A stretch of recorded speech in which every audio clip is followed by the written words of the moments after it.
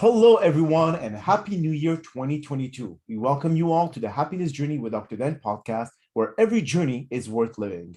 My name is Dr. Dan, and I'm your host for today's episode. I am a cognitive behavior psychotherapist specializing in anger management issues, both court-appointed and private, marriage counseling, dissociative disorders, narcissistic personality disorders, depression, anxiety, dream analysis, and also provide life, business, and retirement coaching support. I provide individual one-on-one session and also do group settings. If you need any assistance, reach out to DMB Therapy and Coaching Services at 301-325-1550, and our website is lifecoachdanamzalai.com. Today, I'm very excited actually to have for our 6th episode of season 4 a very special guest, Dr. Sadhu Dah, who's actually a master hypnotist and also an exorcist. So if anyone has seen the movie The Exorcist, this is a good podcast for you. So just like every of my past season and episode, I will leave it up to the guests to properly introduce themselves, as no one can do a better job. Dr. Sadhu, the floor is yours. Hi, how's it going? I guess the best way to start it is dissecting the term exorcist, because that is just such a loaded term with today's modern society. I'm more along the lines of somebody that helps people in situations of paranormal crisis. And a lot of times it's not necessarily an exorcism that's needed. Those are more rare cases, but they're not as rare as you may think. A lot of times when I come in to help somebody, the first thing I actually have to do, as I'm sure you may be familiar with as well, is assessing their trauma and assessing what it is that has brought them into a lower state where certain entities might be able to actually influence them in a negative manner. So the first thing that I do is I use a combination of skills that I have thorough training in from the lineage of Theravada Buddhism and Thai Buddhist magic, specifically the animistic practices of old Siam, which come from the Khmer Lana Forest Monks. And I use a variation of rituals, mantra, yants, all kinds of different things within that tradition to help people, whether it be in a ritual aspect, for cleansings, for blessings, things of that nature. I also use some of the mysticism and the meditative practices that I was taught by a Rinpoche when I became an initiated Lama in the Bonpo lineage. And I use a combination of ceremonial magic practices when I became a high priest in a Wiccan coven. So there are certain aspects of Western psychology that I will approach as well, which is using neuroscience practices like neurogenic reprocessing, subconscious rewriting of the neurology and parasympathetic reset of old adrenal responses that are still active in the body. And I use hypnotism as well. There's a whole myriad of things at my disposal that I'll use when somebody will come to me initially. So in the very beginning, it's not that, okay, you've come to me, let's do an exorcism. It's let's evaluate what you actually need. And if an exorcism is needed, trust me, there will not be a doubt about that.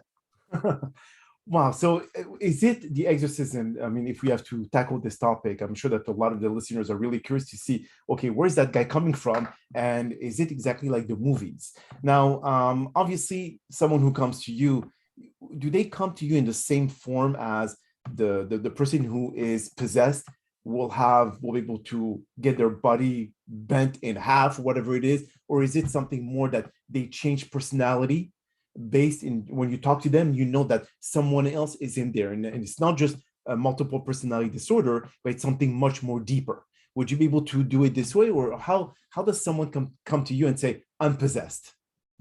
Well, that's actually a really good question, because what I've found is the first thing I have to be is skeptical. Because, you know, when you're talking about situations like this, a lot of times there is an overlap of trauma or, you know, multiple personality disorders, dissociative identity disorder, things of that nature, schizophrenia as well. There are certain elements that I need to rule out first, because if I do have somebody coming to me that is claiming to have spiritual influence that might be more the category of mental illness, then I honestly need to take an entirely different approach. And I will sometimes play into the delusion a little bit just to gain that rapport and be able to start helping them work through that delusion. And then we can get them into a better state of mind and being by helping them heal in regards to what they need as far as a mental illness aspect. So I've noticed when people come to me who have genuine possession or genuine paranormal encounters, a lot of times they're actually very hesitant. I find that they will themselves not necessarily believe what's going on. They don't come to me and say, I think I'm possessed. Anytime I've had that happen, it's usually been not exactly what they think it is. There's two elements that we need to take into consideration when we're dealing with things specifically like possession and doing exorcisms. And one is, if a person can reach out to me and is seeking help, they're more likely experiencing stage 1 to stage 2 phenomena. And stage 1 is infestation and manifestation. So that is when an entity has made its presence known. It is trying to establish an anchor in the home or with the person themselves, and you're seeing certain paranormal phenomena.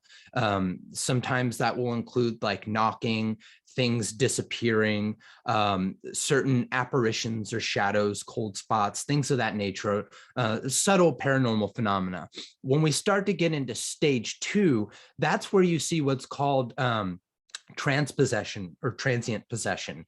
So this is where the entity can induce certain phenomena that you won't see in stage 1, mainly being hallucinatory episodes. So a person will see blood coming down from the wall. Now that can actually happen, and I do have recorded footage of this in my drive folders from cases, shadows that are growing from the corner of a wall and then dripping down, and that's on camera. And so this is actual phenomena that's happening. But a lot of times it's easier for an entity using the energy for its manifestation base to grow in power, will actually induce through that rapport connection that's established with the individual, these hallucinations. And what is really deceptive and genius about this from the entity's perspective is that it's using less energy to generate more fear. And then on top of that, it's secluding and isolating the person. Oh, did you see that? I just saw this. No, I didn't see that. Are you sure you got enough sleep tonight? So it's like you start to get into this game of chess, essentially, when we're playing with these malevolent entities, because they are very deceptive by nature. They don't want to come out, all Hail Mary and be very obvious. They want to ramp up the activity with the individual before it's on a very noticeable level. And then by that point, they're so entrenched when someone like me comes in, got my work cut out for me. When you actually are getting into possession, so true possession is a whole different subject. When we have that, we have to worry about what's called integration. So that is where a entity will take over the host personality. And that is mostly seen in late stage 3. So stage 3 being possession, stage 2 being the overshadowing and transient possession. When we get to stage 3, that's when you start to see a lot of the phenomena that you see in Hollywood movies. And that kind of thing does happen. It is rare, but make no mistake, when it does happen, and if you happen to witness it or be a part of it, it can break your brain. It can make you question everything you ever thought about reality. And it's absolutely terrifying. And for someone like me that has a lot of experience in doing this, I'm not going to lie to you, it still terrifies me when I come into contact, and I'm not necessarily safe either with my skills and with my practice and levels of protection that I've gained in doing this as long as I have. I still have close calls. I've still been in danger. I've been possessed myself, and I have been hurt. I actually had an entity explode my appendix one time. So, these are things that are not to be taken lightly when you are in those situations. That is just spectacular. Now, I'm not too much into this science, if you would call that a science. But is there a way, I mean, in stage 3, which is basically the latent stage, does the host body always die? Or when the spirit is already encroached into that physical body, can you separate it? Can you separate the demon from that physical body without it dying? Yes, but that is dependent upon your timing. Ideally, in an ideal world, as soon as stage 1 is happening, we shut it down right away. And we can have very, very high success with that, ending it in stage 1. Stage 2, a little bit trickier, but it can still be done with great degrees of success. Stage 3 is where it gets a lot more tricky, because by stage 3, the entity usually has a very specific goal in mind, and that is either murder-suicide or murder, and then it leaves that person, and then they're left to suffer the consequences and legal ramifications of those actions. And why would an entity do this? Well, you have to think of these things being quasi-physical in nature. So that moment of death of the host is actually a giant feeding of energy for this entity. The entity itself is not going to die or be harmed if the host body dies. Now, if you want to dislodge the entity from that person and not harm the host, that is very easily achievable as long as you do it in the right way. If you go into it the way that I think it was Annalise Michel, which, you know, that Exorcist movie was based off of. Now, what they did was not the right way to go about it. You know, this poor girl endured starvation over months. You know, she was being psychologically abused, not just by the entity, but by the people who were conducting the exorcisms. And so there is a way to do it that is going to have a low success rate and is a very real possibility that you kill the host, you know, before you even banish the entity. What I would do is a series of rituals that's going to help kind of isolate the entity, more so temporarily. And in that temporary isolation of entity from host, then what I want to do is I want to put that person out of vibrational alignment with that entity so it can no longer connect with them. And this usually involves healing of trauma. And that's how we raise their vibration. We have to heal their trauma. And it's not necessarily just from the encounter of the paranormal, but it can be things from childhood, and often is, which allow that door anyway for the entity to connect in the very first place. Wow. In the movie The Conjuring, the couple that was doing, is it something that what you do as well? So give me a specific example if you don't mind. The Conjuring, I think it's a couple that deals with paranormal activity, and I think they deal with they were Conjuring 2. There were sequels of this movie, and again they deal with someone who has been possessed and are trying to figure out how to detach the entity or to the host. And I mean, it's, if you have seen the movie or if you have not, I mean, it's hard because for me, I just watched it like a few years back. So it's hard for me to remember all the details of what they've done to be able to separate, because, you know, I'm sure that you have seen a lot of the Hollywood movies to see how they do it and how they separate the host with the entity that is possessed, seeing the host. So when it comes to this process, how long does it take? Okay, if someone is in stage 1 or phase 1, how long do you take to be able to understand if this entity is really mental illness versus something that is trying to encroach the host or get into the life of the host? And then, of course, if it's not addressed, they go to stage 2, and then stage 3, which becomes increasingly difficult to separate them. So how do you know? Again, you said you have to do an assessment, then you'll be able to figure out if they're dealing with dissociative disorders, or, and if after this assessment, do you say, okay, then what is the next step to be able to, you said the first one, the first stage is very easy because they're not really into that person yet. It's actually very simple, and that is something I learned called the rule of 3. So if you have three separate types of unexplainable phenomena occurring, then we have a pretty good chance that we're dealing with something that is of a paranormal category. Okay. If there is absolutely no paranormal phenomena whatsoever occurring, no matter how flashy or intricate or unbelievable the story the client is telling me, I am more inclined to believe that I might be dealing with mental illness. The absence of any paranormal phenomena already is a red flag for me. And I don't mean a red flag as in, shame on the client because they're lying. Yeah. I mean, this means I need to start changing direction. And then if I change the direction and I start approaching the person as they might be mentally ill and they need the appropriate health or appropriate health and resource in that direction, if none of that is working and we are applying valid methods for, treating and helping these types of mental illnesses that are occurring, then we might want to look at the deeper layer behind what's happening. And so you can have this combination where it's rare, because usually if there is something paranormal going on, you are going to see paranormal phenomena.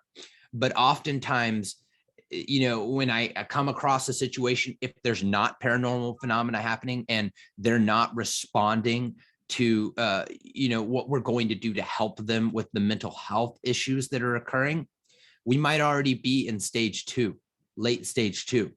And so that's when it gets really deceptive. And a lot of times the phenomena will be observable with scratches and things of that nature, beds levitating, etc.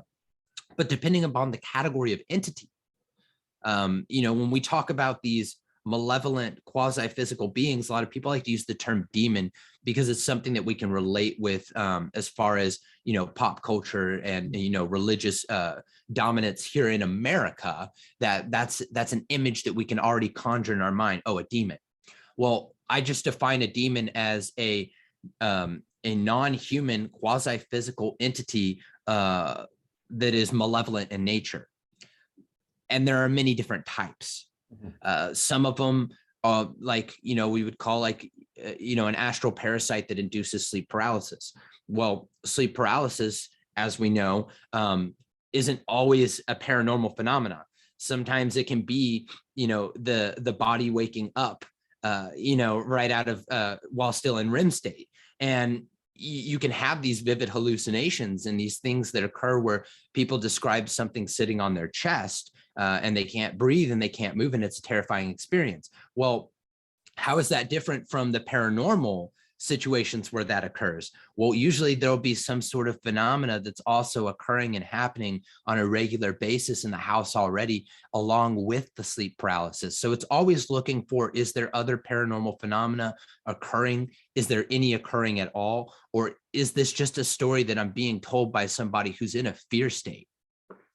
Oh, this is like mind-boggling, Dr. Sadhu. It's like I always knew that, okay, when they create when they produce a movie that is related to the science that you're talking about, I mean, it's just very creative writers, okay, that just come up with all of this. But this is something that you've experienced it yourself. So have you dealt with a full-fledged exorcism where you were able to kind of like detach the host with the malevolent demon, whatever you want to call them, quasi-human? And what was the process that you took? Was it like specific, like tools that you use? I mean, I'm sure that's not tools, more of talking to the demon and telling them to get out, or how's the process exactly?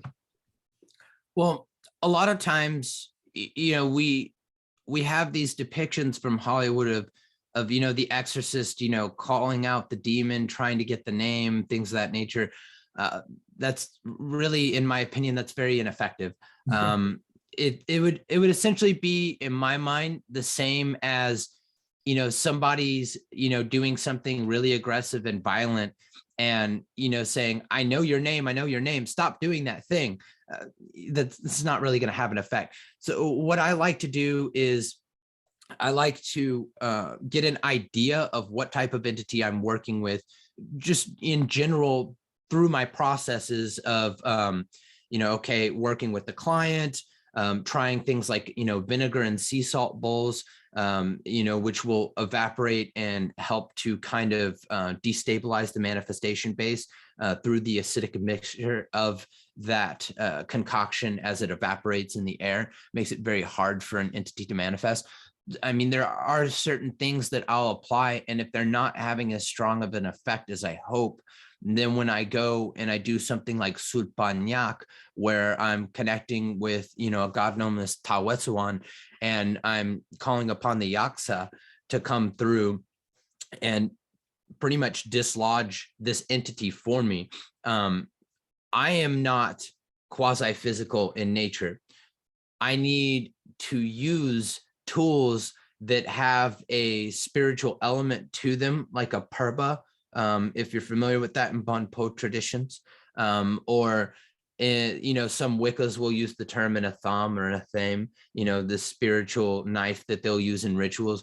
Well, I use my crew, which is used in Thai Buddhist magic. And I have, these tools that I'll use to direct and to channel the energies to kind of help separate that link. And then I will also be using my Qi, which I do an extensive amount of Qigong.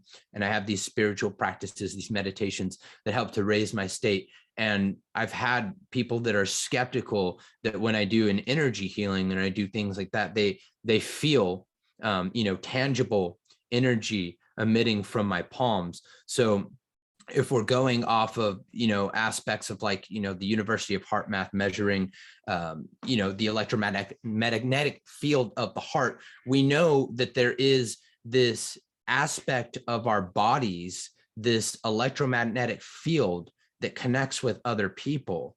If we're able to control the vibration and the level of energy that's emitting from that, if there is anything in disharmony with our energy, we can hope to raise it and bring it up with us as well. So if things are not in line with that, like an entity that's attached, we can just kind of break off that connection. And once we have that connection broken off, we create this sacred space with that person. And then we induce certain methods of healing. A perfect example is I'll use this technique called neurogenic reprocessing, where I'm communicating directly with the person's subconscious mind. And I will have them use the metaphor of color and, giving, the feeling a shape, a size, a weight, a temperature, all of that. And then we're engaging the neurology. We're having them pull that out, whether it's imaginative or not, it doesn't matter, because we're engaging the subconscious mind, and the subconscious mind is reacting with this. And then we'll spin it down, and then we place that back in the body, and we'll use color breathing. I'll use hypnotic language, NLP, things like that, to kind of help them get into a specific state where then we can rewrite some of these trauma packets, release some of this trauma from their body, and then take them out of reach of the entity. And then using the other spiritual tools and things I have, I'm able to then combat and deal with the entity separately while I'm dealing with the person. So it's kind of really tricky in the aspect that you're fighting two battles at the same time. So I'm not just treating the entity as the person and vice versa. I want to separate the two and then deal with them separately, but at the same time. I see. Now, have you came across any situation where you have had a successful exorcism, but yet the quasi-physical malevolent being came back? Yes. And the reason this actually happened to my aunt, who is an alcoholic who lives in a haunted house. The house was actually built on an old cemetery. The bodies were not moved, and this neighborhood was built on top of the cemetery. And my aunt would regularly go into these bouts where, my cousin had passed away. And so she would believe that she was talking to her deceased son. It was not her son. It was not my cousin. And he would invite her to hurt herself. And one of the things that she did one time, this might be a little graphic, but he was drinking and driving, and he went through his windshield. Okay. And so the entity, not my actual cousin, invited her to feel what he felt when he died. So she took glass and she shredded her arms. Nothing that was, of a serious life-threatening injury, but I mean, hundreds of cuts all over the arms. And so it was having her mutilate herself. And it was a combination of her alcoholism, that she would black out and this thing would take over. And it was like she couldn't breathe. She would be, struggling and gasping for air, even though her oxygen, her O2 levels were completely normal, but she couldn't breathe. I removed the entity. I actually did an exorcism on her while she was possessed. And it was terrifying because she was in pain. You could tell that this was not just mental. I mean, she was in real physical pain. And once I removed the entity from her, she had no memory of what had just happened. And, I was checking in with her and she was like, "What's wrong? I'm fine, baby. Everything's okay." And I'm like, you don't remember anything that just happened to you, Auntie? And she had no memory whatsoever. This continued to happen quite a few times. And I got into this losing game mainly because of two reasons. One, she refused to get any help for her alcoholism. Okay. Two, she refused to do any sort of grief counseling. And it was very sad. She almost got arrested because she tried to dig him up from the grave. I mean, we're talking that level of struggling with grief. And it was because she was just in such a low vibratory state, just very, very severe, depression, and the alcoholism obviously did not help. There was nothing in her that wanted to get better. So how could I possibly have success with someone who did not want help? I see. Is amnesia common outcome to when you do exorcism, where people will not remember what happened? It can be. Usually that's in a true possession. A lot of times when there's episodes of transpossession and overshadowing, they will be aware. They will remember that. Okay. And a lot of times the transient possession will happen before a full possession takeover. So they won't remember, a good portion of the possession, but they'll remember elements of being possessed because it's kind of the precursor. I see. Okay. If you could tell to all of our listeners, and I know some of them are very skeptical about everything they've heard today, but tell them that, what are the most common symptoms, okay, that they will feel if, oh boy, I am possessed, or I need to go get a therapist because I have dissociative disorder. So is there something that they can differentiate themselves before they contact you and for you to give them the assessment? I don't want thousands of people calling you, "Hey doc, I think I'm being possessed." When in reality, they just need a psychotherapist to be able to deal with their dissociative disorder. So is there something that they need to know deep inside that, oh, it's more than just dissociative? Well, first we would have to say that we've established stage 1, stage 2, right? If you're contacting me and you're wondering if you're possessed, my first 3 questions for you before you even do is, 1, do you have blackout periods where you wake up in places, covered in blood, or, in cemeteries or things of that nature?